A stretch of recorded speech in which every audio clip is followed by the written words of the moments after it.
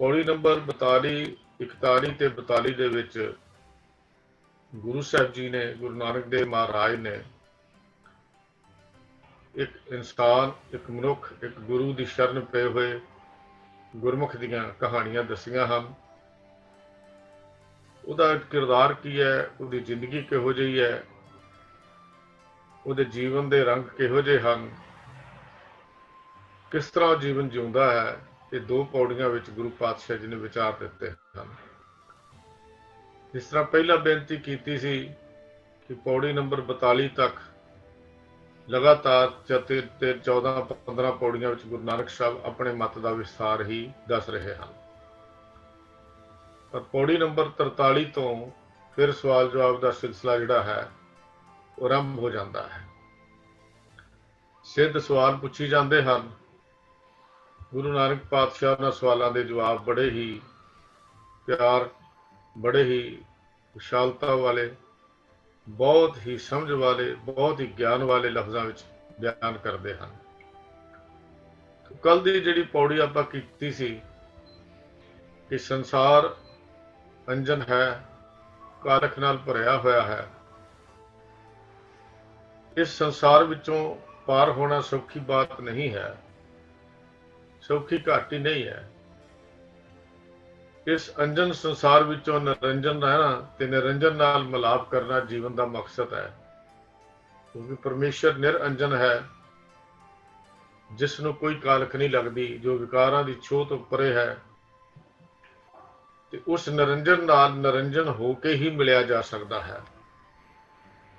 ਨਿਰਅੰਜਨ ਤੋਂ ਬਿਨਾਂ ਹੋਣ ਤੋਂ ਬਿਨਾਂ ਉਸ ਨਿਰਅੰਜਨ ਦੇ ਨਾਲ ਸਾਡਾ ਮਿਲਾਪ ਵੀ ਨਹੀਂ ਹੋ ਸਕਦਾ। ਪਰ ਗੁਰੂ ਅਨੁਸਾਰੀ ਜਿਹੜੇ ਗੁਰੂ ਦੀ ਸ਼ਰਨ ਵਿੱਚ ਪੈ ਜਾਂਦੇ ਹਨ, ਉਹ ਇਸ ਸੰਸਾਰ ਵਿੱਚ ਰਹਿੰਦੇ ਹੋਇਆ ਵੀ ਕੱਜਲ ਦੀ ਕੋਠੜੀ ਵਿੱਚ ਵੜ ਕੇ ਵੀ ਚਿੱਟੇ ਵਸਤਰ ਪਾ ਕੇ ਲੰਘ ਜਾਂਦੇ ਹਨ। ਗੁਰੂ ਦੀ ਸ਼ਰਨ ਪੈ ਕੇ ਹੀ ਮਨੁੱਖ ਮੈਂ ਮੇਰੀ ਤੋਂ ਉੱਚਾ ਉੱਠ ਜਾਂਦਾ ਹੈ ਔਰ ਹਮੇਸ਼ਾ ਦੀ ਯਾਦ ਵਿੱਚ ਹਮੇਸ਼ਾ ਜੁੜਿਆ ਰਹਿੰਦਾ ਹੈ। ਸੱਚੇ ਪ੍ਰਭੂ ਦੇ ਸੱਚੇ ਗੁਣ ਗਾ ਕੇ ਉਸ ਨਿਰਅੰਜਨਤਾ ਨਾਲ ਆਪਣੀ ਸਾਂਝ ਬਣਾਉਂਦਾ ਹੈ ਔਰ ਗੁਰਮੁਖ ਦੀ ਜਿਹੜੀ ਇੱਜ਼ਤ ਹੈ, ਪਤ ਹੈ, ਉੱਤਮ ਪਤ ਉਹਨੂੰ ਪ੍ਰਾਪਤ ਹੁੰਦੀ ਹੈ। ਤੇ ਗੁਰਮੁਖ ਨੂੰ ਜਿੱਥੇ ਸੰਸਾਰ ਦੀਆਂ ਤਿੰਨਾਂ ਭਵਨਾਂ ਦੀ ਸੋਝੀ ਹੋ ਜਾਂਦੀ ਹੈ, ਉੱਥੇ ਆਪਣੇ ਸਰੀਰ ਦੇ ਜਿਹੜੇ ਭਵਨ ਹਨ ਉਹਨਾਂ ਬਾਰੇ ਵੀ ਪੂਰੀ ਜਾਣਕਾਰੀ ਹੋ ਜਾਂਦੀ ਹੈ ਕਿ ਇਹਨਾਂ ਦਾ ਕੰਮ ਕੀ ਹੈ, ਗਿਆਨ ਇੰਦਰੀਆਂ ਦਾ, ਕਰਮ ਇੰਦਰੀਆਂ ਦਾ ਕੀ ਕੀ ਕੰਮ ਹੈ, ਕਿਹੜੀਆਂ ਜ਼ਿੰਮੇਵਾਰੀਆਂ ਇਹਨਾਂ ਦੀਆਂ ਹਨ, ਇਹ ਉਹਨਾਂ ਨੂੰ ਪਤਾ ਸਮਝ ਆ ਜਾਂਦੀ, ਪਤਾ ਲੱਗ ਜਾਂਦੀ ਹੈ। ਗੁਰੂ ਪਾਤਸ਼ਾਹ ਜੀ ਨੇ ਅੱਜ ਦੀ ਜੋ ਪੌੜੀ 43ਵੀਂ ਸਾਨੂੰ ਬਖਸ਼ਿਸ਼ ਕੀਤੀ ਹੈ, ਸਵਾਲ ਹੀ ਹਨ। ਪੌੜੀ ਦਾ ਪਾਠ ਇਸ ਤਰ੍ਹਾਂ ਹੈ। ਕਵਨ ਮੂਲ ਕਵਨ ਮਤ ਵਿਲਾ,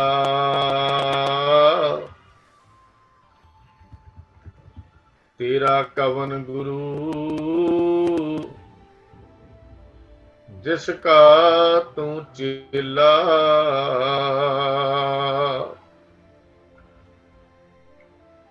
ਕਵਨ ਮੂਲ ਕਵਨ ਮਤ ਵਿਲਾ,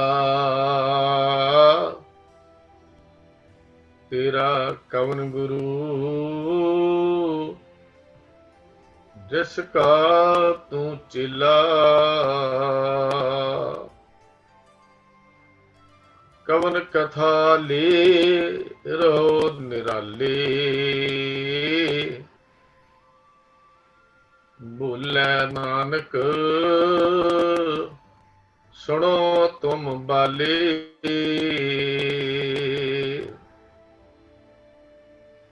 ਇਸ ਕਥਾ ਕਾ ਦੇ ਵਿਚਾਰ, ਭਵਜਲ ਸ਼ਬਦ ਲਗਾਵਣ ਹਾਰ। ਇਸ ਕਥਾ ਕਾ ਦੇ ਵਿਚਾਰ, ਭਵਜਲ ਸ਼ਬਦ ਲੰਘਾਵਣ ਹਾਰ।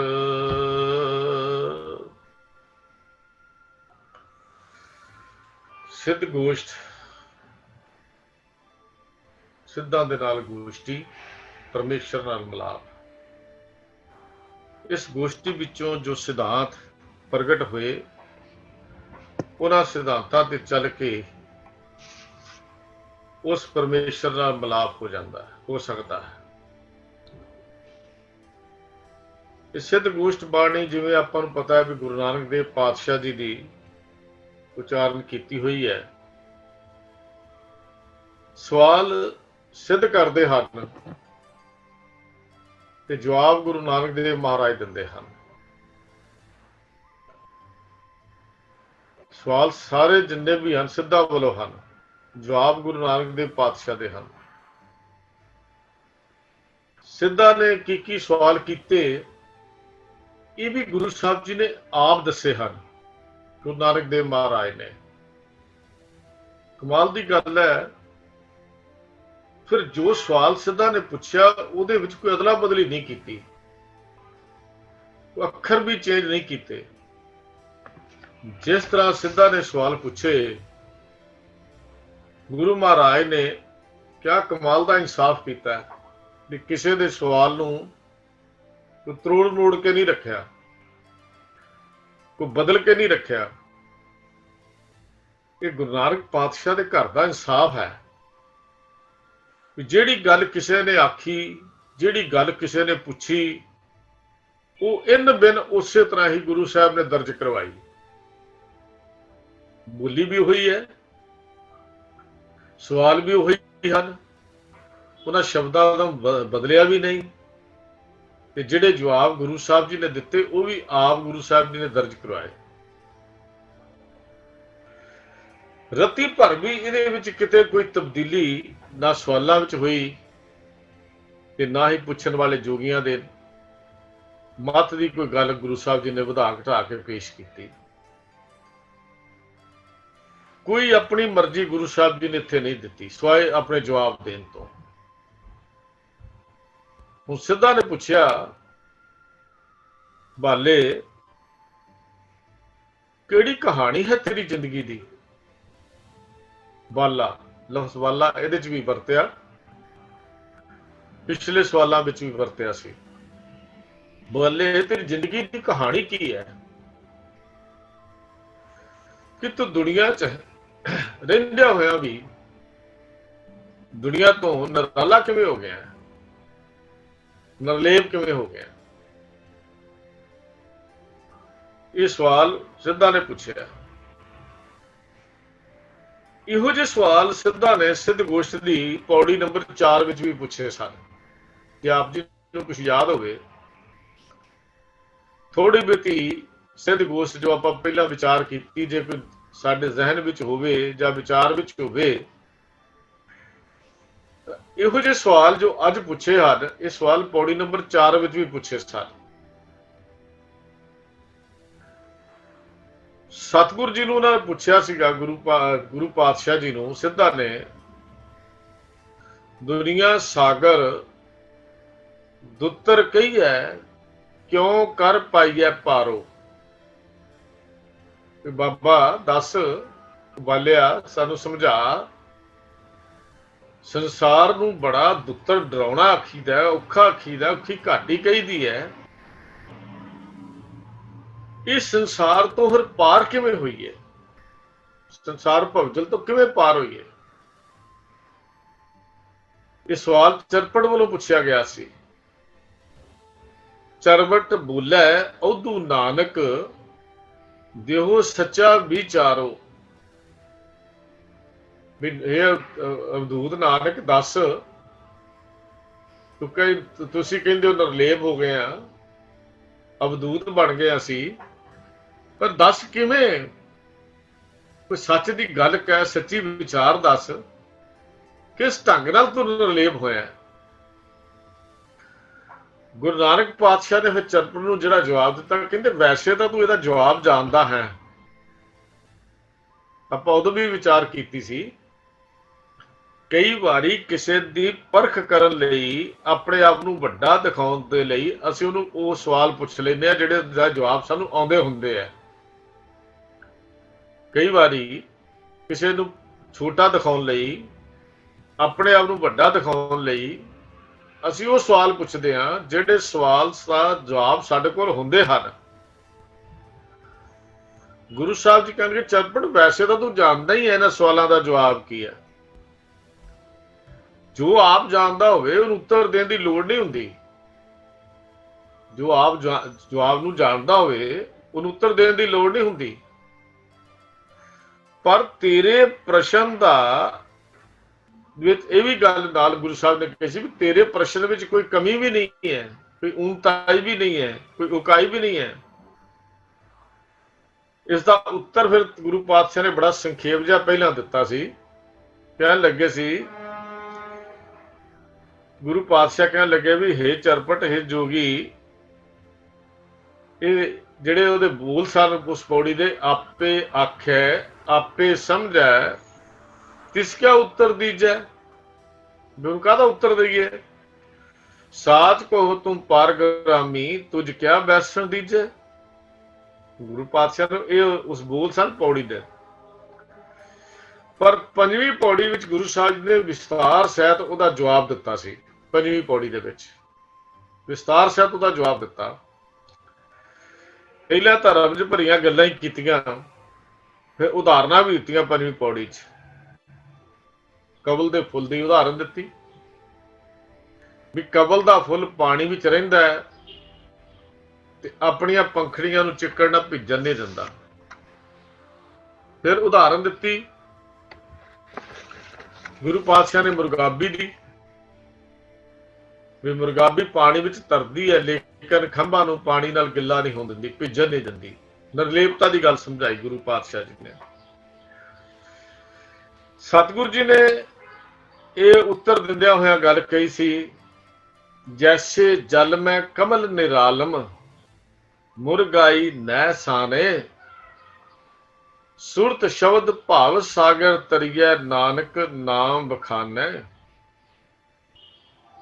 ਰਹੇ ਇਕਾਂਤ ਏਕੋ ਮਨ ਵਸਿਆ ਆਸਾ ਮਾਹੇ ਨਿਰਾਸੋ ਅਗੰਮ ਅਗੋਚਰ ਦੇਖ ਦਿਖਾਏ ਨਾਨਕ ਤਾਂ ਕਾ ਦਾਸੋ। ਇਹ ਪਾਤਸ਼ਾਹ ਜੀ ਨੇ ਉਹਦਾ ਉੱਤਰ ਦਿੱਤਾ ਸੀ। ਹੁਣ ਸਵਾਲ ਇੱਕ ਪੈਦਾ ਹੋ ਗਿਆ ਕਿ ਸਵਾਲ ਕਿਉਂ ਸਿੱਧ ਕਰ ਰਹੇ ਹਨ ਕਿ ਸਿੱਧਾਂ ਨੂੰ ਅਜੇ ਤੱਕ ਸਮਝ ਨਹੀਂ ਆਈ। ਇਉਂ ਹੀ ਜਾਪਦਾ ਹੈ ਕਿ ਸਿੱਧ ਰਿੱਧੀਆਂ ਸਿੱਧੀਆਂ ਦੀਆਂ ਤਾਕਤਾਂ ਨਾਲ ਹੰਕਾਰੀ ਹੋ ਗਏ, ਅਭਿਮਾਨੀ ਹੋ ਗਏ। ਉਹਨਾਂ ਨੇ ਇਸ ਤੋਂ ਉੱਪਰ ਉੱਠਣ ਦਾ ਕੋਈ ਯਤਨ ਹੀ ਨਹੀਂ ਕੀਤਾ, ਨਾ ਇਸ ਬਾਰੇ ਕੁਝ ਸੋਚਿਆ ਵੀ ਪਰਮੇਸ਼ਰ ਨਾਲ ਮਿਲਾਪ ਕੀ ਕਰਨਾ ਹੈ। ਉਹਦੀ ਸੋਚ ਇੱਥੇ ਹੀ ਖੜੀ ਹੋ ਗਈ। ਆਮ ਜ਼ਿੰਦਗੀ ਵਿੱਚ ਵੀ ਅਸੀਂ ਵੇਖਦੇ ਹਾਂ ਕਿ ਇਨਸਾਨ ਪਹਿਲਾਂ ਆਪਣੇ ਜੀਵਨ ਨਿਰਵਾਹ ਲਈ ਰੋਜ਼ੀ ਕਮਾਣੀ ਸ਼ੁਰੂ ਕਰਦਾ ਹੈ, ਪਰ ਹੌਲੀ ਹੌਲੀ ਜਿਵੇਂ ਜਿਵੇਂ ਸਮਾਂ ਬੀਤਦਾ ਉਹਦੀ ਕਮਾਈ ਦੇ ਨਾਲ ਉਹਦਾ ਪਿਆਰ ਬਣਨਾ ਸ਼ੁਰੂ ਹੋ ਜਾਂਦਾ ਹੈ, ਮੁਹੱਬਤ ਜੀ ਬਣ ਜਾਂਦੀ ਹੈ, ਪਿਆਰ ਮੋਹ। ਇੱਥੋਂ ਤੱਕ ਆਪਾਂ ਦੇਖਦੇ ਹਾਂ ਸੰਸਾਰ ਵਿੱਚ ਕਿ ਹਰ ਵੇਲੇ ਮਨੁੱਖ ਨੂੰ ਆਪਣੇ ਹੀ ਸੁੱਖ ਦਾ, ਆਪਣੇ ਹੀ ਵੱਡੇਪਨ ਦਾ ਖਿਆਲ ਜ਼ਿੰਦਗੀ 'ਚ ਬਣਿਆ ਰਹਿੰਦਾ ਹੈ। ਮੈਂ ਬਸ ਸੁਖੀ ਹੋ ਜਾਵਾਂ, ਮੈਂ ਵੱਡਾ ਬਣ ਜਾਵਾਂ। ਗੁਰਮਤਿ ਦੀ ਬੋਲੀ ਵਿੱਚ ਇਸ ਤਰ੍ਹਾਂ ਦੀ ਅਵਸਥਾ ਨੂੰ ਹਉਮੈ ਦਾ ਨਾਮ ਦਿੱਤਾ ਗਿਆ ਹੈ। ਇਸ ਤਰ੍ਹਾਂ ਦੇ ਵਿਚਾਰਾਂ ਨੂੰ ਹਉਮੈ ਦਾ ਨਾਮ ਦਿੱਤਾ ਗਿਆ ਹੈ। ਔਰ ਨੈਚੁਰਲੀ ਇਹ ਕੁਦਰਤੀ ਹੈ ਕਿ ਜਿਵੇਂ ਜਿਵੇਂ ਇਹ ਵਿਚਾਰ ਵੱਧਦੇ ਜਾਂਦੇ ਹਨ, ਅੰਦਰ ਮੇਰ ਤੇਰ ਦੀ ਕੰਧ ਵੀ ਵੱਡੀ ਹੁੰਦੀ ਜਾਂਦੀ ਹੈ। ਮੇਰਾ ਤੇਰਾ ਅੰਦਰ ਵੱਡਾ ਹੁੰਦਾ ਜਾਂਦਾ ਹੈ। ਆਪਣਾਪਨ ਤੇ ਬੇਗਾਨਾਪਨ ਅੰਦਰ ਵੱਧਦਾ ਜਾਂਦਾ ਹੈ। ਇਹ ਮੇਰਾ ਹੈ, ਤੇਰਾ ਹੈ। ਗੁਰੂ ਸਾਹਿਬ ਗੁਰੂ ਨਾਨਕ ਸਾਹਿਬ ਨੇ ਇਸ ਨੂੰ ਦੁਬਦਾ ਦਾ ਨਾਮ ਦਿੱਤਾ ਹੈ। ਇਸ ਹਾਲਾਤ ਨੂੰ ਬਿਆਨ ਕਰਨ ਲਈ ਨਾਮ ਦੁਬਦਾ ਦਾ ਦਿੱਤਾ ਹੈ ਵੀ ਦੁਬਦਾ ਹੋ ਜਾਂਦੀ ਅੰਦਰ। ਦੁਬਦਾ ਦੋ ਕਿਸਮ ਦਾ ਹੈ, ਦੋ ਹਿੱਸਿਆਂ ਵਿੱਚ ਵੰਡਿਆ ਹੋਇਆ। ਦੁਬਦਾ ਅਰਥ ਕੀ ਹੈ? ਦੋ ਹਿੱਸਿਆਂ ਵਿੱਚ ਵੰਡਿਆ ਹੋਇਆ। ਕਦੀ ਇੱਕ ਵਿਚਾਰ ਪੈਦਾ ਹੋਣਾ, ਕਦੀ ਦੂਜਾ ਵਿਚਾਰ ਪੈਦਾ ਹੋਣਾ। ਔਰ ਇਹ ਦੁਬਦਾ ਹੀ ਸਾਡੀ ਜ਼ਿੰਦਗੀ ਵਿੱਚ ਵਿਤਕਰਿਆਂ ਦਾ ਮੂਲ ਹੈ। ਵਿਤਕਰਿਆਂ ਦਾ ਮੂਲ ਕੀ ਹੈ? ਦੁਬਦਾ। ਹੁਣ ਦੁਬਦਾ ਪੈਦਾ ਕਿੱਥੋਂ ਹੁੰਦੀ ਹੈ? ਇਹ ਵੀ ਗੁਰੂ ਪਾਤਸ਼ਾਹ ਨੇ ਦੱਸਿਆ, ਹਉਮੈ ਤੋਂ। ਹਉਮੈ ਲਫ਼ਜ਼ ਹੀ ਜਿਹੜਾ ਹੈ, ਕਿਉਂਕਿ ਜੋਗੀ ਜਿਹੜੇ ਸਵਾਲ ਕਿਉਂ ਪੁੱਛਦੇ ਨੇ, ਅੰਦਰ ਹੰਕਾਰ ਨਾਲ ਭਰੇ ਹੋਏ ਨੇ, ਉਹਨਾਂ ਨੂੰ ਇਹਦੇ ਬਾਰੇ ਜਾਣਕਾਰੀ ਵੀ ਹੈ, ਜਵਾਬ ਵੀ ਆਉਂਦੇ ਨੇ, ਪਰ ਗੁਰੂ ਨਾਨਕ ਦੇਵ ਮਹਾਰਾਜ ਨੂੰ ਨੀਵਾਂ ਦਿਖਾਉਣ ਲਈ ਇਹ ਹੰਕਾਰ ਨਾਲ ਭਰੇ ਹੋਏ ਸਿੱਧ ਜੋਗੀ ਇਹ ਸਵਾਲ ਗੁਰੂ ਦੇ ਅੱਗੇ ਬਾਰ-ਬਾਰ ਸਵਾਲ ਰੱਖ ਰਿਹਾ। ਜਿਹੜੇ ਸਵਾਲਾਂ ਦਾ ਜਵਾਬ ਪਹਿਲਾਂ ਮਿਲ ਚੁੱਕਾ ਸੀ, ਆਲਮੋਸਟ ਫਿਰ ਉਹਨਾਂ ਨਾਲ ਮਿਲਦੇ ਜੁਲਦੇ ਸਵਾਲ ਅੱਗੇ ਰੱਖੇ, ਔਰ ਅਗਲੇ ਸਵਾਲ ਇਸ ਤੋਂ ਵੀ ਔਖੇ ਜਿਹੜੇ ਹਨ ਅਗਲੀਆਂ ਪੌੜੀਆਂ ਵਿੱਚ ਉਹ ਆਉਣਗੇ। ਸ਼ਾਇਦ ਕਿਸੇ ਤਰ੍ਹਾਂ ਸਾਡੇ ਹੰਕਾਰ ਦੇ ਨਾਲ ਇਹ ਗੁਰੂ ਨਾਨਕ ਜਿਹੜੇ ਹਨ ਇਹ ਨੀਵਾਂ ਦਿਖਾ ਸਕੀਏ। ਹੁਣ ਗੁਰੂ ਪਾਤਸ਼ਾਹ ਕਹਿੰਦੇ ਜਿਹੜਾ ਹਉਮੈ ਤੁਹਾਡੇ ਅੰਦਰ ਭਰੀ ਹੈ, ਦੋ ਸ਼ਬਦਾਂ ਤੋਂ ਬਣਦੀ, ਇੱਕ ਹਉ ਤੋਂ, ਇੱਕ ਮੈਂ ਤੋਂ। ਹਉ ਸੰਸਕ੍ਰਿਤ ਦੇ ਲਫ਼ਜ਼ ਅਹੰਗ ਤੋਂ ਬਣਿਆ, ਅਹੰਗ, ਹੰਕਾਰ, ਜਿਸ ਦਾ ਅਰਥ ਹੁੰਦਾ ਮੈਂ, ਬਸ ਮੈਂ ਹੀ ਹਾਂ।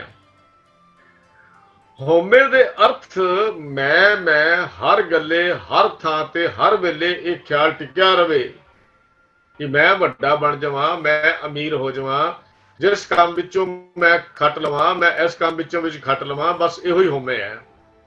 ਜਦੋਂ ਖਿਆਲ ਬਣ ਜਾਂਦਾ, ਤੇ ਜੋਗੀਆਂ ਦਾ ਵੀ ਇਹੋ ਖਿਆਲ ਸੀ, ਲੋਕ ਸਾਡੀ ਵਡਿਆਈ ਕਰਨ, ਸਾਡੀਆਂ ਰਿੱਧੀਆਂ ਸਿੱਧੀਆਂ ਦੇ ਤਾਕਤਾਂ ਦੇ ਲੋਕ ਅੱਗੇ ਸਿਰ ਝੁਕਾਉਣ। ਜਦੋਂ ਕੋਈ ਕਿਸੇ ਦੀ ਸ਼ੋਹਰਤ ਨੂੰ, ਕਿਸੇ ਦੀ ਵਡਿਆਈ ਨੂੰ ਸੱਟ ਵੱਜਦੀ ਹੈ, ਤਾਂ ਉਦੋਂ ਉਹਦੇ ਅੰਦਰ ਅੱਗ ਦਾ ਭਾਂਬੜ ਵੀ ਮੱਚਦਾ ਹੈ, ਈਰਖਾ ਦੇ ਭਾਂਬੜ ਵੀ ਮੱਚਦੇ ਹਨ। ਆਪਾਂ ਵੀ ਆਪਣੇ ਜੀਵਨ ਨੂੰ ਦੇਖ ਲਓ, ਸਾਡਾ ਸਵਾਰਥ, ਸਾਡੀ ਖੁਦਗਰਜੀ ਜੇ ਸਾਡੇ ਜੀਵਨ ਦਾ ਨਿਸ਼ਾਨਾ ਬਣ ਜਾਏ, ਤੇ ਫਿਰ ਦੂਜਿਆਂ ਦਾ ਨੁਕਸਾਨ ਕਰਨ ਤੋਂ ਵੀ ਅਸੀਂ ਕਦੀ ਨਹੀਂ ਹਟਦੇ।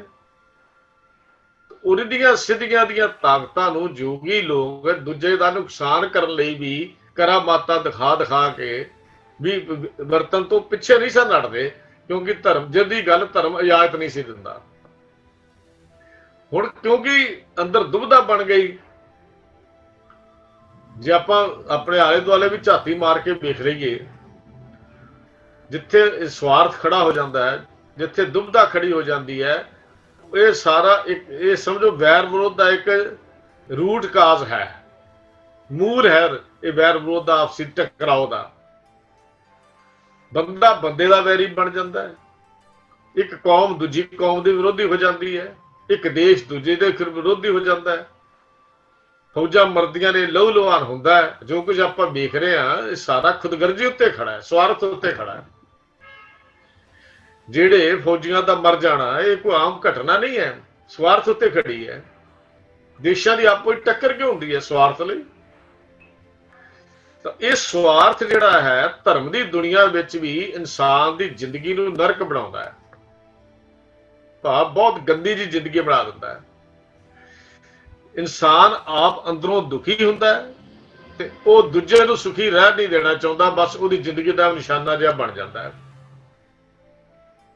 ਸਿੱਧਾਂ ਦਾ ਵੀ ਉਹੀ ਕੰਮ ਸੀ, ਕਿ ਆਪ ਟਿਕ ਨਹੀਂ ਸਕੇ, ਘਰ ਵੀ ਤਿਆਗ ਦਿੱਤਾ, ਸੰਸਾਰ ਵੀ ਤਿਆਗ ਦਿੱਤਾ, ਖਾਣਾ ਪੀਣਾ ਵੀ ਛੱਡ ਦਿੱਤਾ, ਲੇਕਿਨ ਅੰਦਰ ਸਹਿਜ ਨਹੀਂ ਆਇਆ, ਅੰਦਰ ਟਿਕਾਓ ਨਹੀਂ ਬਣਿਆ। ਜਾਂ ਇਹ ਕਹਿ ਲਈਏ ਕਿ ਮੂਲ ਕਾ ਸਮਝ ਹੀ ਨਹੀਂ ਆਈ ਵੀ ਧਰਮ ਹੈ ਕੀ ਚੀਜ਼ ਹੈ। ਹਾਂ, ਤਾਕਤਾਂ ਆ ਗਈਆਂ, ਸ਼ਕਤੀਆਂ ਆ ਗਈਆਂ, ਰਿੱਧੀਆਂ ਸਿੱਧੀਆਂ ਦੀਆਂ ਅੰਦਰ ਲੋਕਾਂ ਨੂੰ ਡਰਾਉਣ ਦਾ ਕੰਮ ਆ ਗਿਆ, ਲੋਕਾਂ ਨੂੰ ਧਮਕਾਉਣ ਦਾ ਕੰਮ ਆ ਗਿਆ, ਆਪਣੇ ਪਿੱਛੇ ਲਾ ਕੇ ਇਹ ਲੋਕਾਂ ਨੂੰ ਆਪਣੀ ਸ਼ੋਹਰਤ ਦਾ, ਹਉਮੈ ਦਾ ਪ੍ਰਗਟਾਵਾ ਕਰਨ ਦਾ ਕੰਮ ਆ ਗਿਆ। ਜੋਗੀਆਂ ਨੇ ਸਮਝਿਆ ਕਿ ਵੀ ਇਸ ਹਉਮੈ ਦਾ ਇਲਾਜ ਘਰ-ਬਾਰ ਛੱਡ ਦਈਏ, ਆਪਣਾ ਜੰਗਲਾਂ ਵਿੱਚ ਵਾਸਾ ਕਰ ਲਈਏ, ਪਰ ਉਹਨਾਂ ਨੂੰ ਇਹ ਸਮਝ ਨਹੀਂ ਸੀ ਵੀ ਇਹ ਸਭ ਦਾ ਮੂਲ ਕਾਰਨ ਸੰਸਾਰ ਤਿਆਗਣਾ ਨਹੀਂ ਹੈ।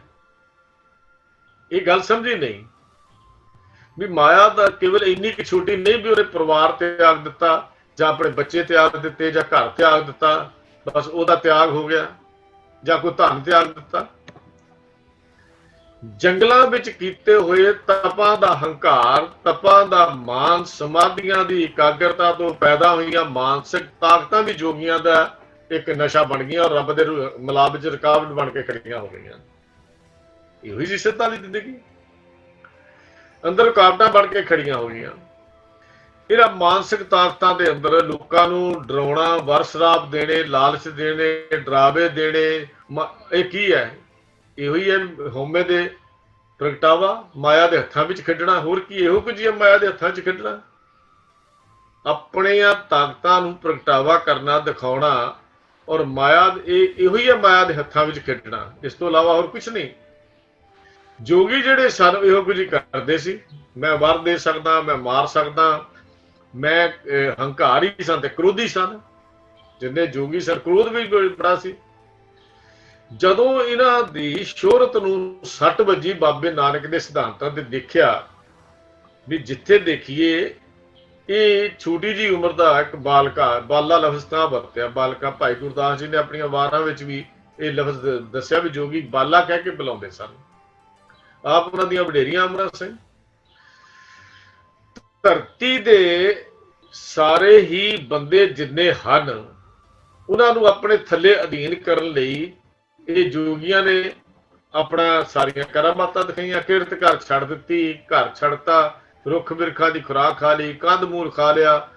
ਇਹ ਆਪਣੇ ਗੁਰੂ ਸਾਹਿਬ ਇਹਨਾਂ ਨੂੰ ਸਮਝਾਉਣ ਲੱਗੇ, ਜੋਗੀਓ ਗ੍ਰਸਤ ਛੱਡ ਕੇ ਜੰਗਲਾਂ ਵਿੱਚ ਚਲੇ ਜਾਣ ਨਾਲ ਤਾਂ ਮਨੁੱਖ ਜਾਤੀ ਖਤਮ ਹੋ ਜਾਏਗੀ, ਇਹ ਤਾਂ ਇਨਸਾਨ ਖਤਮ ਹੋ ਜਾਏਗਾ। ਜੇ ਤੁਸੀਂ ਗ੍ਰਸਤ ਤਿਆਗ ਦਿਓ, ਘਰ ਬਾਰ ਛੱਡ ਦਿਓ, ਇਹ ਤਾਂ ਮਨੁੱਖ ਜਾਤੀ ਖਤਮ ਹੋ ਜਾਏਗੀ। ਜੰਗਲਾਂ ਵਿੱਚ ਜਾ ਕੇ ਇਸਤਰੀ ਪੁਰਸ਼ ਦੇ ਸੰਬੰਧ ਬਣੇ ਰਹਿਣ ਤਾਂ ਫਿਰ ਮੁੜ ਕੇ ਗ੍ਰਸਤ ਹੋ ਗਿਆ। ਤੁਸੀਂ ਛੱਡ ਤਾਂ ਦਿੱਤਾ ਘਰ ਬਾਰ, ਤੁਸੀਂ ਬੱਚੀਆਂ ਅਵਸਥਾ ਤੇ ਤਾਂ ਪਹੁੰਚ ਗਏ। ਹੁਣ ਇੱਥੇ ਗੁਰੂ ਸਾਹਿਬ ਕਹਿੰਦੇ ਬਈ ਅਸਲ ਵਿੱਚ ਜੀਵਨ ਦਾ ਨਿਸ਼ਾਨਾ ਹੈ ਗ੍ਰਸਤ ਵਿੱਚ ਰਹਿੰਦਿਆਂ ਹੋਇਆਂ ਹਉਮੈ ਦਾ ਤਿਆਗ ਕੀਤਾ ਜਾਏ, ਕਿਉਂਕਿ ਹਉਮੈ ਜਗਤ ਵਿੱਚ ਦੁੱਖਾਂ ਦਾ ਮੂਲ ਕਾਰਨ ਹੈ। ਇਹ ਹਉਮੈ ਦੁਬਦਾ ਨੂੰ ਤਿਆਗਣਾ ਦੁੱਖਾਂ ਤੋਂ ਬਚਣ ਲਈ, ਪਰ ਕੇਵਲ ਇਹਦੇ ਤਿਆਗ ਨਾਲ ਵੀ ਕਈ ਬਣਦਾ ਹੈ। ਅਸਲ ਨਿਸ਼ਾਨਾ ਹੈ ਮਨ ਦੀ ਸ਼ਾਂਤੀ, ਸਦੀਵੀ ਸੁੱਖ। ਅਸਲ ਨਿਸ਼ਾਨਾ ਜੀਵਨ ਦਾ ਹੈ ਮਨ ਦੀ ਸ਼ਾਂਤੀ, ਸਦੀਵੀ ਸੁੱਖ। ਉਹ ਸੁੱਖ ਸ਼ਾਂਤੀ ਦਾ ਸੋਮਾ ਪਰਮਾਤਮਾ ਹੈ। ਸੋ ਇਸ ਮਾੜੇ ਜੀਵਨ ਤੋਂ ਬਚੇ ਲੈਣ ਲਈ ਜ਼ਰੂਰੀ ਹੈ ਕਿ ਸਾਡਾ ਪਰਮਾਤਮਾ ਦੇ ਨਾਲ ਜਿਹੜਾ ਹੈ ਉਹ ਮਿਲਾਪ ਹੋਵੇ। ਤੇ ਮਿਲਾਪ ਜਿਹੜਾ ਹੈ ਉਹ ਇਹਨਾਂ ਸਾਧਨਾਂ ਨਾਲ ਹੋ ਨਹੀਂ ਸਕਦਾ ਜਿਹੜੇ ਦੁਨਿਆਵੀ ਸਾਧਨ ਹਨ। ਇਹ ਤਾਂ ਆਪਣੇ ਆਪ ਨੂੰ ਪਾਣੀ ਵਰਗਾ ਕਰਨ ਦੇ ਨਾਲ, ਪਾਣੀ ਵਰਗਾ ਬਣਾਉਣ ਦੇ ਨਾਲ, ਭਾਵ ਜੇ ਪਾਣੀ ਦੂਜੇ ਪਾਣੀ ਚ ਮਿਲਾਉਣਾ ਤੇ ਪਾਣੀ ਵਰਗਾ ਬਣਨਾ ਪਏਗਾ। ਇਹ ਪਹਿਲੀ ਸ਼ਰਤ ਇਹ ਹੋਈ ਹੈ ਮਿਲਾਪ ਦੀ ਕਿ ਸਾਡਾ ਜਿਹੜਾ ਅਸਲਾ ਉਹਦੇ ਵਰਗੇ ਅਸੀਂ ਬਣ ਜਾਈਏ। ਉਹ ਅਸਲਾ ਕੀ ਹੈ? ਸਾਡਾ ਪਰਮੇਸ਼ਰ ਦਾ, ਅਸੀਂ ਉਹਦੀ ਅੰਸ਼ਾਂ, ਉਹਦੀ ਛੋਟਾ ਜਿਹਾ ਹਿੱਸਾ ਹਾਂ। ਤਾਂ ਗੁਰੂ ਸਾਹਿਬ ਜੀ ਨੇ ਜੋ ਗੁਰਬਾਣੀ ਅੰਦਰ ਵੀ ਇਹ ਗੱਲ ਸਮਝਾਈ ਸੀ, ਜਿਉ ਜਲ ਮੈਂ ਜਲ ਆਏ ਖਟਾਨਾ, ਤਿਉ ਜੋਤੀ ਸੰਗ ਜੋਤ ਸਮਾਣਾ। ਤਾਂ ਗੁਰੂ ਸਾਹਿਬ ਜੀ ਨੇ, ਗੁਰੂ ਨਾਨਕ ਪਾਤਸ਼ਾਹ ਨੇ ਗ੍ਰਸਤ ਵਿੱਚ ਰਹਿੰਦਿਆਂ ਹੋਇਆਂ ਇਸ ਸੰਸਾਰ ਵਾਸਤੇ ਜੀਣਾ, ਖਲਕਤ ਨਾਲ ਪਿਆਰ ਕਰਨਾ, ਦੁਨੀਆ ਨਾਲ ਪਿਆਰ ਕਰਦਿਆਂ ਹੋਇਆਂ ਇਸ ਜੀਵਨ ਵਿੱਚ ਰਹਿਣ ਦੀ ਜਿਹੜੀ ਗੱਲ ਹੈ ਉਹ ਸਮਝਾਈ ਹੈ। ਤਾਂ ਜੋਗੀਆਂ ਨੂੰ ਹੁਣ ਇਹ ਗੱਲ ਪਸੰਦ ਨਹੀਂ ਸੀ ਦੀ ਖਲਕਤ ਰਹਿਣ ਦੀ। ਉਹ ਗੁਰੂ ਸਾਹਿਬ ਨੂੰ ਹੁਣ ਹਰਾਉਣਾ ਚਾਹੁੰਦੇ ਨੇ। ਬਾਰ-ਬਾਰ ਸਵਾਲ ਕਰਦੇ, ਬਾਰ-ਬਾਰ ਗੁਰੂ ਪਾਤਸ਼ਾਹ ਦੇ ਜਵਾਬ ਦਿੰਦੇ ਆ। ਅੱਜ ਫਿਰ ਇਸ ਪੌੜੀ ਵਿੱਚ ਗੁਰੂ ਸਾਹਿਬ ਜੀ ਨੇ ਜੋਗੀਆਂ ਦੇ ਸਵਾਲ ਹੀ ਸੁਣੇ ਹਨ, ਜਵਾਬ ਨਹੀਂ ਦਿੱਤਾ।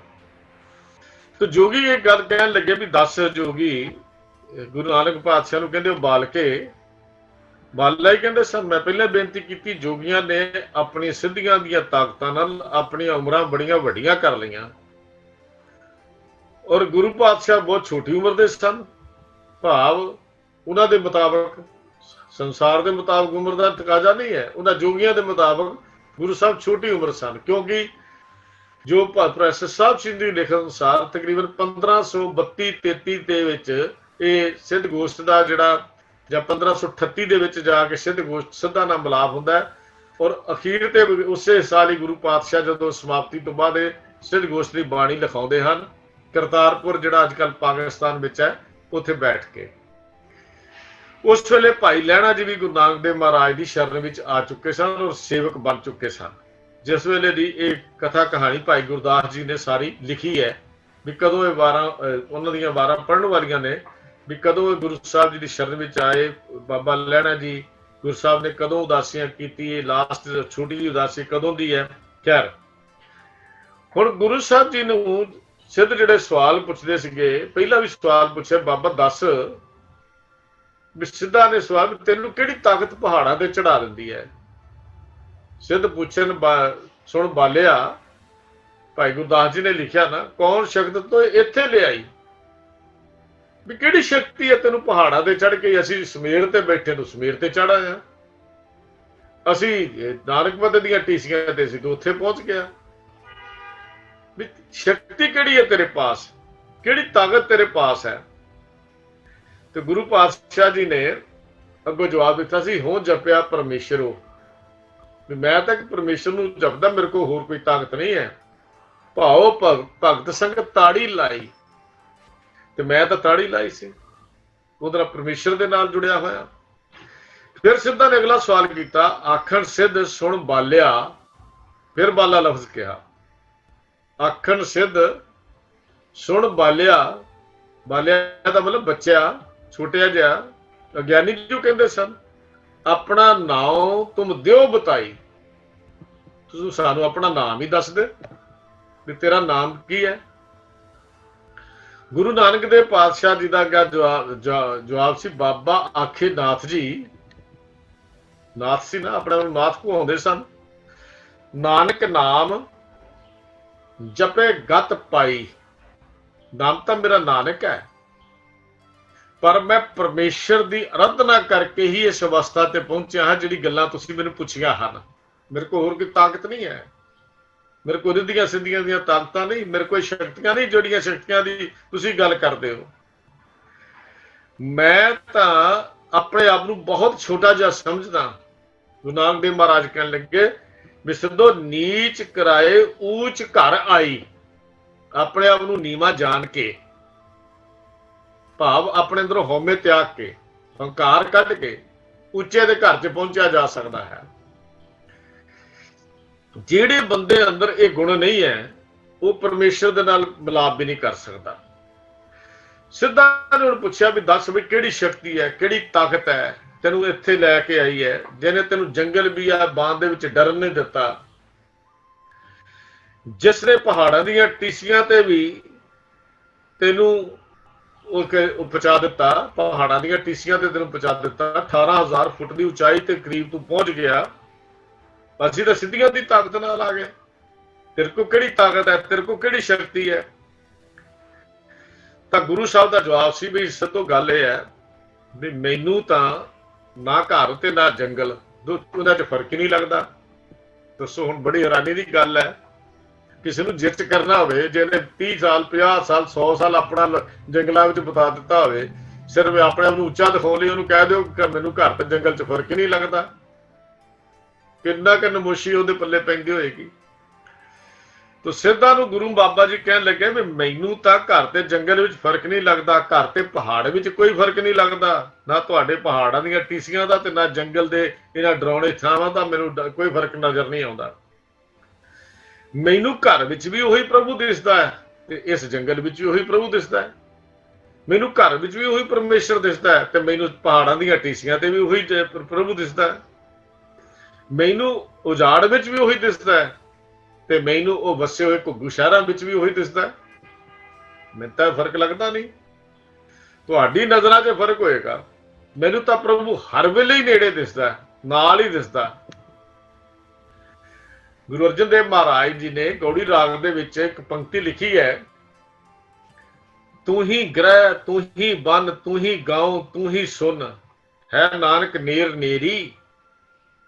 ਵੀ ਘਰ ਵਿੱਚ ਵੀ ਤੂੰ ਹੈ, ਜੰਗਲ ਵਿੱਚ ਵੀ ਤੂੰ ਹੈ, ਤੂੰ ਗਾਉਂ ਵਿੱਚ ਵੀ ਤੂੰ ਹੈ, ਭਾਵ ਵਸੇ ਹੋਏ ਸ਼ਹਿਰਾਂ ਵਿੱਚ ਵੀ ਤੂੰ ਹੈ, ਤੇ ਸੁਣ ਵਿੱਚ ਵੀ ਤੂੰ ਹੈ, ਜਿੱਥੇ ਕੋਈ ਨਹੀਂ ਉੱਥੇ ਵੀ ਤੂੰ ਹੈ, ਤੇ ਹੈ ਨਾਨਕ ਨੇਰ ਨੇਰੀ। ਉਹ ਤਾਂ ਨੇੜੇ ਤੋਂ ਨੇੜੇ ਹੈ, ਨਾਲ ਹੀ ਹੈ, ਹੁਣ ਇਹ ਦਿਸੇ ਕਿਸ ਨੂੰ ਤਾਂ ਹੀ ਹੈ ਨਾ। ਗੁਰੂ ਸਾਹਿਬ ਜੀ ਨੇ ਵੀ ਇਹੋ ਜਵਾਬ ਸਿੱਧਾ ਨੂੰ ਦੇ ਦਿੱਤਾ ਵੀ ਮੈਨੂੰ ਤਾਂ ਹਰ ਥਾਂ ਉਹੀ ਨਜ਼ਰ ਆਉਂਦਾ ਹੈ। ਹੁਣ ਇਸ ਪੌੜੀ ਵਿੱਚ ਸਿੱਧਾ ਨੇ ਫਿਰ ਸਵਾਲ ਪੁੱਛਤਾ ਗੁਰੂ ਸਾਹਿਬ ਜੀ ਨੂੰ ਵੀ ਦੱਸ ਬਾਲਿਆ, ਹੁਣ ਸਾਨੂੰ ਇਹ ਗੱਲ ਸਮਝਾ ਵੀ ਜਗਤ ਦਾ ਮੂਲ ਕਿਹੜਾ ਹੈ, ਕਵਨ ਮੂਲ, ਮੂਲ ਦਾ ਅਰਥ ਹੁੰਦਾ ਮੁੱਢ, ਤੇ ਕਬਨ ਮਤ ਮੇਲਾ, ਕਿਹੜੀ ਸਿੱਖਿਆ ਲੈਣ ਦਾ ਸਮਾਂ ਹੈ ਇਹ ਮਨੁੱਖਾ ਜਨਮ। ਇਹ ਸਵਾਲ ਪਹਿਲਾਂ ਵੀ ਪੁੱਛੇ ਸਨ, ਪਰ ਹੁਣ ਹੋਰ ਵਿਸਤਾਰ ਨਾਲ ਪੁੱਛਣਾ ਚਾਹੁੰਦੇ ਨੇ। ਕਈ ਵਾਰੀ ਇਹ ਵੀ ਹੁੰਦਾ ਹੈ, ਇੱਕੋ ਸਵਾਲ ਨੂੰ ਬਾਰ-ਬਾਰ ਦੁਹਰਾਉਣ ਨਾਲ, ਬਾਰ-ਬਾਰ ਪੁੱਛਣ ਨਾਲ ਕਈ ਵਾਰੀ ਜਵਾਬ ਬਦਲ ਜਾਏ ਨਾ, ਇਉਂ ਲੱਗਦਾ ਵੀ ਇਹਨੂੰ ਕੁਝ ਨਹੀਂ ਆਉਂਦਾ। ਤੁਸੀਂ ਦੇਖਿਓ ਕਦੀ ਆਪਾਂ ਵੇਖਦੇ ਆ ਪੁਲਿਸ ਵਾਲੇ ਜਦੋਂ ਕਿਤੇ ਇਨਕੁਆਇਰੀ ਕਰਦੇ ਆ ਨਾ, ਇੱਕੋ ਸਵਾਲ ਨੂੰ 3-4 ਸਵਾਲਾਂ ਬਾਅਦ ਫਿਰ ਉਹ ਸਵਾਲ ਦੁਹਰਾ ਦਿੰਦੇ ਕਿਸੇ ਹੋਰ ਟਾਈਪ ਦੇ ਨਾਲ, ਹੋਰ ਢੰਗ ਦੇ ਨਾਲ, ਤਦ ਕਿ ਉਹਦੇ ਜਵਾਬ 'ਚ ਕੋਈ ਫਰਕ ਤਾਂ ਨਹੀਂ ਆਉਂਦਾ, ਜਵਾਬ ਇੱਕੋ ਹੀ ਹੈ। ਇੰਟਰਵਿਊ ਚੰਗੇ ਵੱਡੇ ਅਹੁਦਿਆਂ ਤੇ ਇੰਟਰਵਿਊ ਦੇਣ ਜਾਓ, ਉੱਥੇ ਵੀ ਇਸ ਤਰ੍ਹਾਂ ਕਰਦੇ ਆ। ਇਨਸਾਨ ਨੂੰ ਪਜ਼ਲ ਕਰਨਾ, ਉਹਨੂੰ ਘਬਰਾਹਟ ਹੋ ਜਾਏ ਵੀ ਸਵਾਲ ਦਾ ਜਵਾਬ ਜਿਹੜਾ ਹੈ ਮੈਂ ਪਹਿਲਾਂ ਕੀ ਦਿੱਤਾ ਸੀ, ਕਿ ਸੋਚਣ ਦੀ ਟਾਈਮ ਹੀ ਨਹੀਂ ਦਿੰਦੇ। ਇਸ ਵਾਸਤੇ ਸਿੱਧ ਵੀ ਉਹੋ ਜਿਹੇ ਸਵਾਲ ਫਿਰ ਕਰਦੇ ਨੇ ਗੁਰੂ ਸਾਹਿਬ ਜੀ ਨੂੰ, ਤਦ ਕਿ ਪਹਿਲੇ ਜਿਹੜੇ ਜਵਾਬ ਸੀ ਕਿਤੇ ਉਹਨਾਂ ਦਾ ਫਰਕ ਤਾਂ ਨਹੀਂ ਪੈ ਗਿਆ। ਜਿਹੜੇ ਪਹਿਲੇ ਸਵਾਲ ਅਸੀਂ ਪੁੱਛੇ ਸੀ, ਗੁਰੂ ਨਾਨਕ ਪਾਤਸ਼ਾਹ ਨੇ ਜਵਾਬ ਦਿੱਤੇ ਸੀ, ਵੀ ਕਿਤੇ ਉਹਨਾਂ ਦੇ ਨਾਲ ਇਹਦਾ ਫਰਕ ਤਾਂ ਨਹੀਂ ਪੈ ਗਿਆ। ਤਾਂ ਇਹ ਗੱਲਾਂ ਸਿੱਧਾ ਨੇ ਹੁਣ ਪੁੱਛੀਆਂ, ਫਿਰ ਦੁਬਾਰਾ ਪੁੱਛਣ ਲੱਗੇ ਵੀ ਦੱਸੋ ਬਈ ਬਾਬਾ ਦੱਸ ਬਾਲਿਆ, ਜੀਵਨ ਦਾ ਮੂਲ ਕੀ ਹੈ, ਜਗਤ ਦਾ ਮੂਲ ਕੀ ਹੈ, ਮੁੱਢ ਕਿੱਥੋਂ ਬੱਝਾ। ਮੂਲ ਲਫ਼ਜ਼ ਵਰਤਿਆ। ਮੂਲ ਦਾ ਅਰਥ ਹੁੰਦਾ ਮੁੱਢ, ਵੀ ਜਿਹਨੂੰ ਕਹਿੰਦੇ ਨਾ ਮੂਲ ਛੱਡ ਕੇ ਡਾਲੀ ਨੂੰ ਲੱਗ ਗਿਆ। ਮੂਲ ਦਾ ਅਰਥ ਹੈ ਪਰਮੇਸ਼ਰ, ਡਾਲੀ ਕੀ ਹੈ ਸੰਸਾਰ, ਮੂਲ ਦਾ ਅਰਥ ਮੁੱਢ ਹੈ। ਤਾਂ ਗੁਰੂ ਸਾਹਿਬ ਜੀ ਨੇ ਸਵਾਲ ਕੀਤਾ ਵੀ ਦੱਸ ਤੇਰਾ ਮੂਲ ਕੀ ਹੈ ਸੰਸਾਰ ਦਾ, ਜਗਤ ਦਾ ਮੁੱਢ ਕੀ ਹੈ, ਕਿੱਥੋਂ ਜੋ ਸੰਸਾਰ ਪੈਦਾ ਹੋਇਆ।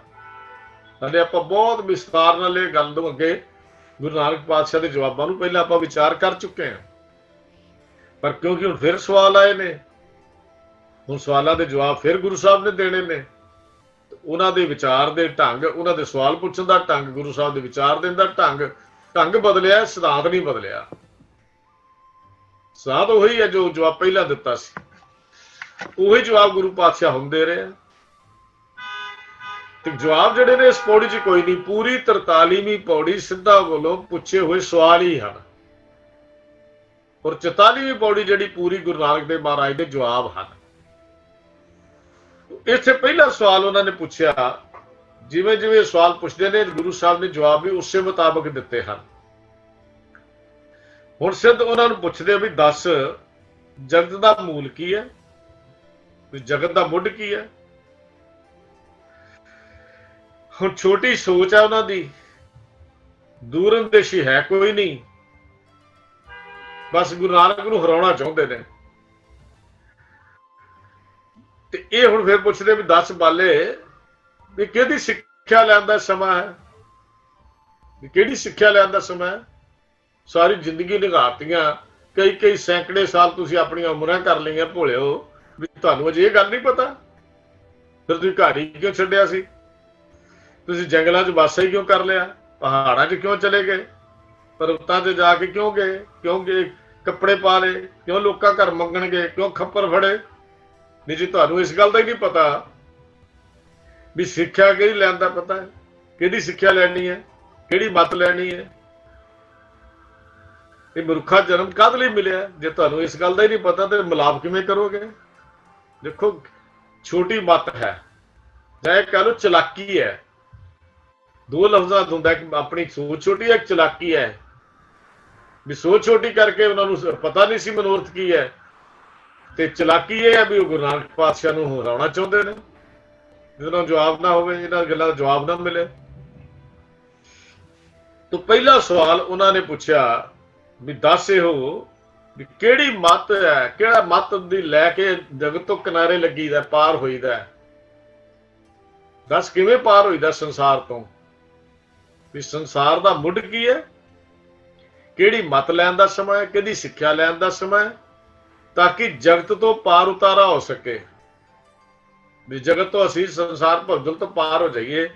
ਇਹ ਸਵਾਲ ਉਹ ਸਿੱਧ ਜਿਹੜੇ ਹਨ ਉਹ ਸਵਾਲ ਪੁੱਛਦੇ ਨੇ, ਕਿਉਂਕਿ ਜੋਗੀਆਂ ਦੇ ਅਨੇਕਾਂ ਹੀ ਮਤ ਨੇ। ਹੁਣ ਆਪਾਂ ਥੋੜੀ ਜਿਹੀ ਗੱਲ ਕਰੀਏ ਵੀ ਜੋਗੀਆਂ ਦੇ ਇੱਕ ਮਤ ਨਹੀਂ ਹੈ, हर मत अपने आप ਨੂੰ श्रेष्ठ गिणदा है, दूजा मत दूजे वाले ਦਾ ਵਿਰੋਧੀ है, वैरी है। वो कहता मेरा मत मैनू परमात्मा तक पहुंचाता है, वो कहता नहीं मेरा मत परमात्मा तक पहुंचाता है। इस तरह ही है ना, जिवें धर्म के नाम ते अज लड़ाइयां हो रही हैं, वो आपो च लड़ी जाते। साडी सिख कौम भी आपो च लड़ी जाती है। वो कहती नहीं मेरी जथेबंदी चंगी है, मेरी टकसाल चंगी है, मेरा फलाना चंगा है, दूजा कहता नहीं मेरा चंगा।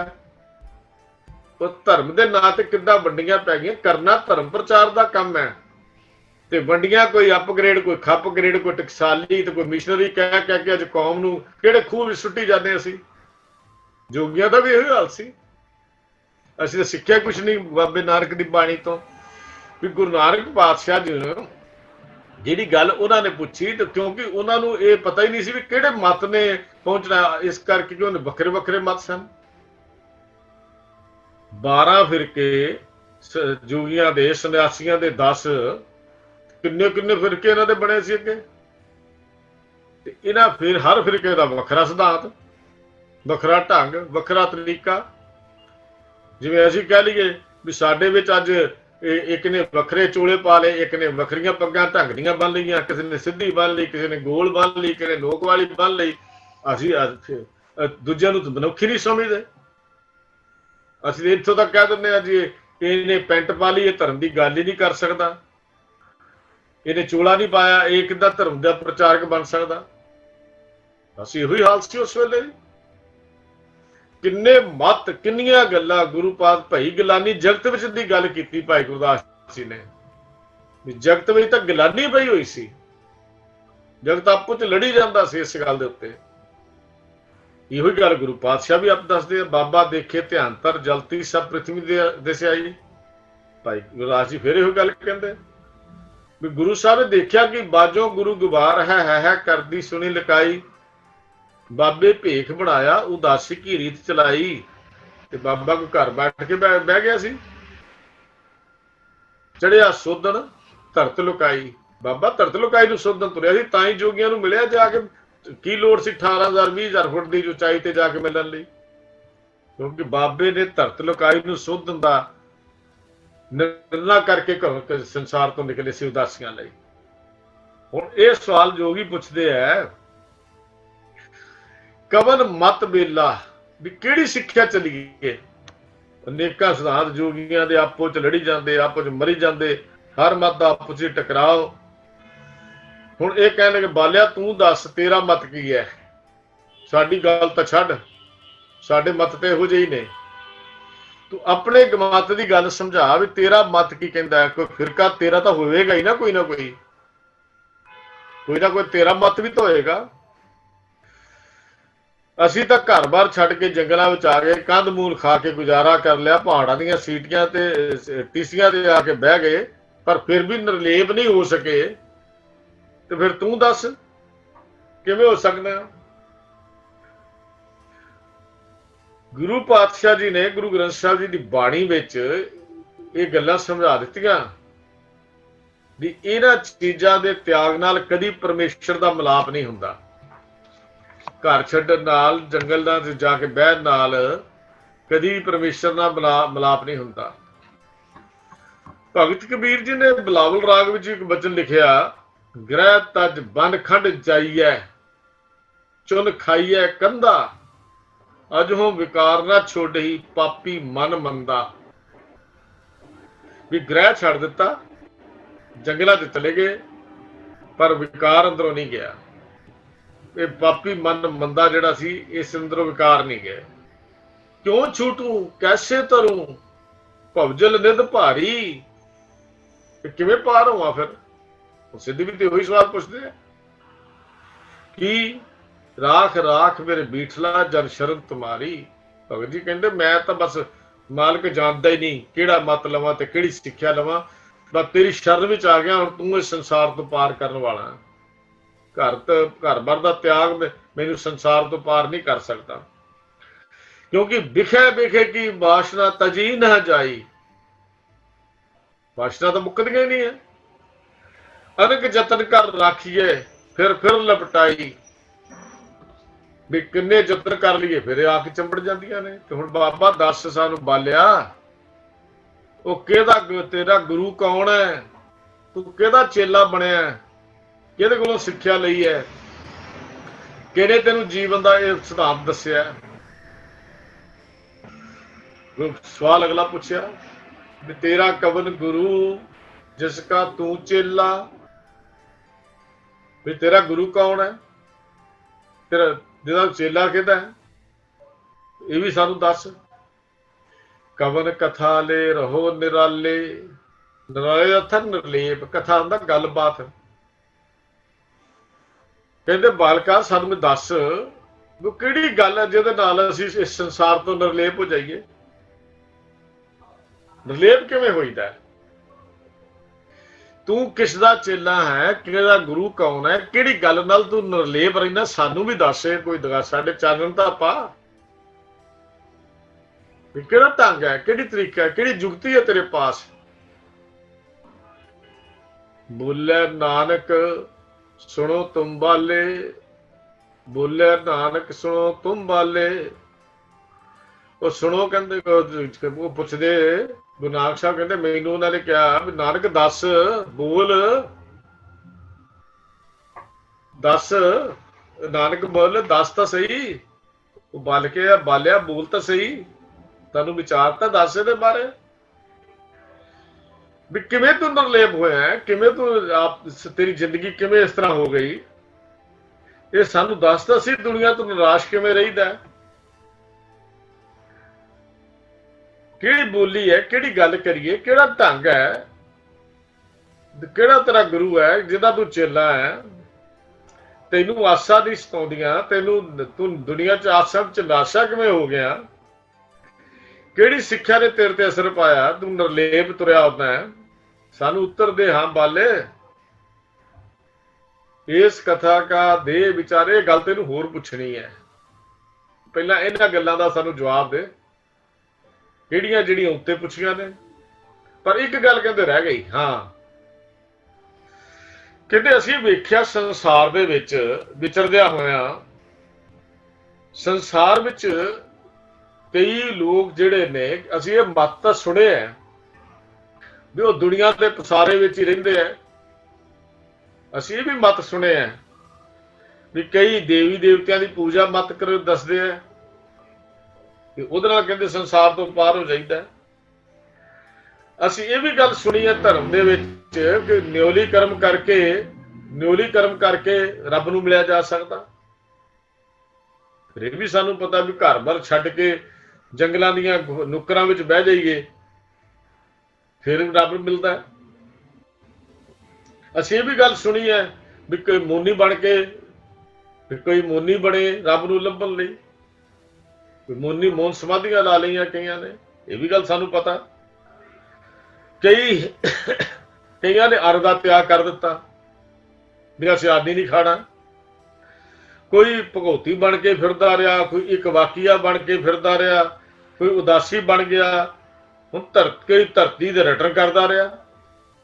ਦੱਸੋ, ਕੋਈ ਉੱਚੇ ਖਾਨਦਾਨ ਵਿੱਚੋਂ ਦੀ ਦੁਹਾਈ ਦੇ ਕੇ ਕਹਿ ਰਿਹਾ ਮੇਰਾ ਖਾਨਦਾਨ ਵੱਡਾ, ਮੈਂ ਰੱਬ ਕੋਲ ਪਹੁੰਚ ਜਾਗਾ। ਮੈਂ ਕਈਆਂ ਨੇ ਇੱਕ ਗੁਰੂ ਬਣ ਕੇ ਨੱਚਣਾ ਸ਼ੁਰੂ ਕਰਤਾ। ਧਰਮ ਦੇ ਚੱਲਾਂ ਤਾਂ ਅਸੀਂ ਸੁਣੀਆਂ ਸੀ, ਇਹ ਗੱਲਾਂ ਸਾਰੀਆਂ ਸਾਨੂੰ ਪਤਾ ਹੈ ਵੀ ਇਹ ਕਈ ਇਸ ਤਰ੍ਹਾਂ ਕਰਦੇ। ਮਤ ਸਾਨੂੰ ਸਾਰਿਆਂ ਦੀ ਸਮਝ ਆਵੇ ਮਤ ਕੀ ਕਹਿੰਦੇ ਆ। ਕੋਈ ਮੱਥੇ ਤੇ ਚੰਦਨ ਦਾ ਤਿਲਕ ਲਾ ਕੇ ਆਪਣੇ ਆਪ ਨੂੰ ਬੜਾ ਧਰਮੀ ਦੱਸਦਾ, ਉਹ ਕਹਿੰਦਾ ਤਿਲਕ ਤੋਂ ਬਿਨਾਂ ਧਰਮੀ ਬਣਿਆ ਨਹੀਂ ਜਾ ਸਕਦਾ, ਰੱਬ ਮਿਲਦਾ ਹੀ ਨਹੀਂ ਤਿਲਕ ਤੋਂ ਬਿਨਾਂ। ਤੇ ਕਈ ਕਹਿੰਦੇ ਨੇ ਬਾਲਿਆ ਸਾਨੂੰ ਇਹ ਗੱਲ ਦੱਸ ਕਿ ਕਈ ਤਾਂ ਸਾਧੂ ਬਣ ਕੇ ਫਿਰਦੇ ਰਹੇ, ਸਾਧੂਆਂ ਦੇ ਭੇਖ 'ਚ ਬੈਠੇ ਰਹੇ, ਕੋਈ ਸਿੱਧ ਬਣ ਗਿਆ, ਕੋਈ ਸਾਧੂ ਬਣ ਗਿਆ। ਪਰ ਇੱਕ ਆ ਗੱਲ ਸਮਝ ਨਹੀਂ ਆਈ ਜਿਹੜੀ ਤੂੰ ਸਾਨੂੰ ਸਮਝਾ ਰਿਹਾ, ਜਿਹੜੀ ਤੂੰ ਪਿੱਛੇ ਦੱਸੀ ਹੈ। ਕਿਹੜੀ ਗੱਲ?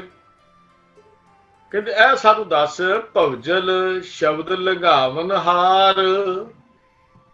ਵੀ ਸ਼ਬਦ ਕੀ ਹੋਇਆ, ਵੀ ਸ਼ਬਦ ਕਿਹੜੀ ਚੀਜ਼ ਹੈ? ਇਸ ਸ਼ਬਦ ਨਾਲ ਸੰਸਾਰ ਭਵਜਲ ਤੋਂ ਕਿੱਦਾਂ ਪਾਰ ਹੋ ਜਾਈਦਾ? ਵੀ ਆਹ ਜਿਹੜੇ ਇੰਨੇ ਕਰਮ ਕੀਤੇ ਧਰਮ ਦੇ ਨਾਂ ਤੇ, ਉਹਨਾਂ ਦੀ ਤੇ ਮਿਹਨਤ ਆ, ਪਰ ਆਹ ਕਦੀ ਨਹੀਂ ਸੁਣੀ ਅਸੀਂ ਗੱਲ ਕੋਈ ਵੀ ਸ਼ਬਦ ਦੇ ਨਾਲ ਸੰਸਾਰ ਭਵਜਲ ਤੋਂ ਪਾਰ ਹੋ ਸਕੀਦਾ ਆ। ਉਹ ਬਾਲੇ ਨਾਨਕ ਦੱਸ ਸਾਨੂੰ ਇਹ ਵੀ ਦੱਸ, ਤੂੰ ਕਹਿੰਦਾ ਸ਼ਬਦ ਹੈ ਮੇਰੇ ਕੋਲ ਤੇ ਸ਼ਬਦ ਤੇਰੇ ਕੋਲ ਹੈ, ਤੇ ਸ਼ਬਦ ਜਿਹੜਾ ਦੱਸ ਸਾਨੂੰ ਇਹ ਹੁਣ ਦੱਸ ਵੀ ਸ਼ਬਦ ਕਿੱਦਾਂ ਸਾਨੂੰ ਪਾਰ ਕਰੇਗਾ। ਭਵਜਲ ਸ਼ਬਦ ਲੰਘਾਵਨ ਹਾਰ, ਵੀ ਸ਼ਬਦ ਦੀ ਰਾਹੀਂ ਭਵਜਲ ਸ਼ਬਦ ਲੰਘਾਵਨ ਹਾਰ। ਤੂੰ ਕਹਿੰਦਾ ਵੀ ਭਵਜਲ ਸੰਸਾਰ ਜਿਹੜਾ ਭਵਜਲ ਹੈ ਇਹ ਸੰਸਾਰ ਸਾਨੂੰ ਸ਼ਬਦ ਪਾਰ ਕਰ ਦਿੰਦਾ, ਪਰ ਸਾਨੂੰ ਇਹ ਗੱਲ ਤਾਂ ਸਮਝਾ ਵੀ ਸ਼ਬਦ ਕਿਵੇਂ ਪਾਰ ਕਰ ਦਿੰਦਾ। ਇੰਨੀਆਂ ਮਿਹਨਤਾਂ ਨਾਲ ਨਾ ਪਹੁੰਚੇ, ਆਪਣੇ ਆਪ ਦੇ ਅਗਨੀ ਦੇ ਅੱਗੇ ਬਹਿ ਗਏ, ਸਾਲ ਲਿਆ, ਕਰ ਲਿਆ, ਤਪ ਕਰ ਲਿਆ, ਹਵਨ ਕਰ ਲਏ, ਨਿਉਲੀ ਕਰਮ ਕਰ ਲਏ, ਸਿੱਧੀਆਂ ਲੈ ਲਈਆਂ, ਸਭ ਕੁਝ ਕਰ ਲਿਆ, ਉਹ ਤਾਂ ਰੱਬ ਤੱਕ ਪਹੁੰਚੇ ਨਹੀਂ। ਪਰ ਇੱਕ ਛੋਟੀ ਜਿਹੀ ਗੱਲ ਤੂੰ ਕਹਿ ਦਿੱਤੀ ਵੀ ਸ਼ਬਦ ਹੈ ਤੇ ਸ਼ਬਦ ਨਾਲ ਪਹੁੰਚ ਜਾਗੇ। ਇਹ ਸ਼ਬਦ ਕਿਵੇਂ ਸਾਨੂੰ ਸੰਸਾਰ ਭਵਜਲ ਤੋਂ ਪਾਰ ਕਰਦਾ ਹੈ? ਹੁਣ ਇਹ ਸਵਾਲ ਗੁਰੂ ਜੀ ਦੇ ਅੱਗੇ ਰੱਖ ਦਿੱਤਾ ਸਿੱਧਾ ਨੇ।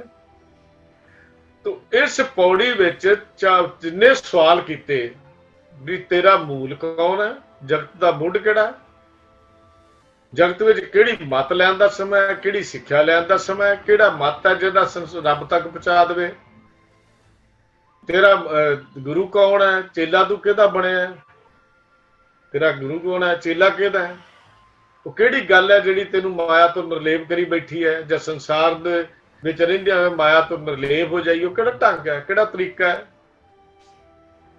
ਇਹ ਬਾਲੇ ਸਾਨੂੰ ਦੱਸ ਇਹਨਾਂ ਗੱਲਾਂ ਦੇ।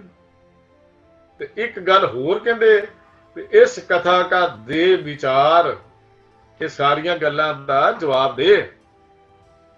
ਅਗਲੀ ਜਿਹੜੀ ਪੁੱਛੀ, ਕਹਿੰਦੇ ਜਿਹੜੀ ਗੱਲ ਤੇਰੇ ਤੋਂ ਵੱਡੀ ਪੁੱਛਣੀ ਹੈ ਉਹ ਹੈਗਾ ਵੀ ਭਵਜਲ ਸ਼ਬਦ ਲੰਘਾਵਨ ਹਾਰ, ਵੀ ਸੰਸਾਰ ਭਵਜਲ ਤੋਂ ਸ਼ਬਦ ਕਿਵੇਂ ਪਾਰ ਕਰ ਸਕਦਾ ਹੈ। ਗੁਰੂ ਨਾਨਕ ਦਾ ਮਤ ਹੈ ਸ਼ਬਦ ਦਾ। ਤੂੰ ਸਾਨੂੰ ਇਹ ਮਤ ਦੀ ਗੱਲ ਸਮਝਾ ਦਿੱਤੀ ਵੀ ਸ਼ਬਦ ਨਾਲ ਅਸੀਂ ਸੰਸਾਰ ਭਵਜਲ ਤੋਂ ਪਾਰ ਹੋ ਜਾਈਦਾ, ਪਰ ਹੁਣ ਇੱਕ ਸਾਡੇ ਸਵਾਲ ਦਾ ਜਵਾਬ ਦੇ ਵੀ ਸ਼ਬਦ ਤੋਂ ਕਿਵੇਂ ਪਾਰ ਹੋਣਾ ਹੈ। ਹੁਣ ਗੁਰੂ ਸਾਹਿਬ ਜੀ ਨੇ ਇਹ ਸਾਰੇ ਸਵਾਲਾਂ ਦਾ ਜਵਾਬ ਜਿਹੜਾ ਦਿੱਤਾ ਉਹ ਅਗਲੀ ਪੌੜੀ ਵਿੱਚ ਗੁਰੂ ਪਾਤਸ਼ਾਹ ਜੀ ਨੇ ਜਿਹੜੀ 44 ਨੰਬਰ ਪੌੜੀ ਹੈ, ਇੱਕ ਇੱਕ ਸਵਾਲ ਜਿਹੜਾ ਸਿੱਧਾ ਨੇ ਪੁੱਛਿਆ ਔਰ ਗੁਰੂ ਪਾਤਸ਼ਾਹ ਨੇ ਉਹਦੇ ਜਵਾਬ ਦਿੱਤੇ। ਉਹਦੀ ਵਿਚਾਰ ਆਪਾਂ ਕੱਲ ਦੀ ਇੱਕ ਸ਼ਬਦ ਵਿਚਾਰ ਨਹੀਂ ਕਰਾਂਗੇ। ਅੱਜ ਦੀ ਵਿਚਾਰ ਕਰਦੇ ਹਾਂ ਭੁੱਲ ਚੁੱਕ ਦੀ ਖਿਮਾ ਜੀ। ਸਾਰਿਆਂ ਨੂੰ ਬੇਨਤੀ ਹੈ ਪਿਆਰ ਸਤਿ ਫਤਿਹ ਬੁਲਾਓ। ਵਾਹਿਗੁਰੂ ਜੀ ਕਾ ਖਾਲਸਾ, ਵਾਹਿਗੁਰੂ ਜੀ ਕੀ ਫਤਿਹ।